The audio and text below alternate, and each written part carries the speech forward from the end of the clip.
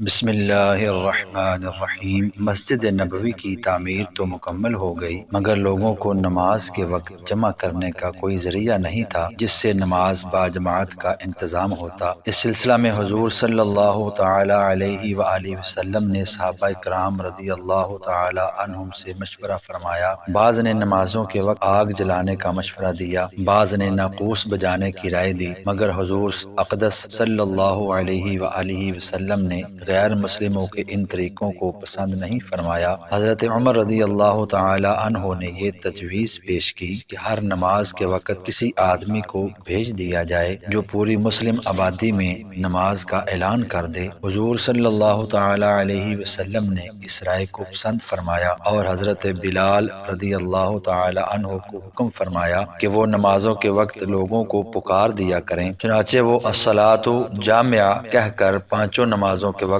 اعلان کرتے تھے۔ اس درمیان میں ایک صحابی حضرت عبداللہ بن زید انصاری رضی اللہ تعالی عنہ نے خواب میں دیکھا کہ اذان شرعی کے الفاظ کوئی سنا رہا ہے۔ اس کے بعد حضور صلی اللہ علیہ وسلم اور حضرت عمر رضی اللہ تعالی عنہ اور دوسرے صحابہ کو بھی اس قسم کے خواب نظر آئے۔ حضور صلی اللہ تعالی علیہ وسلم نے اس کو من جانب اللہ سمجھ کر قبول فرمایا اور حضرت عبداللہ بن زید رضی اللہ تعالی عنہ کو حکم دیا کہ تم بلال کو اذان کے کلمات سکھا دو کیونکہ وہ تم سے زیادہ بلند آواز ہیں۔ چنانچہ اسی دن سے شرعی اذان کا طریقہ جو آج تک جاری ہے اور قیامت تک جاری رہے گا شروع ہو گیا۔ چینل کو سبسکرائب ضرور کیجیے گا۔ اللہ حافظ۔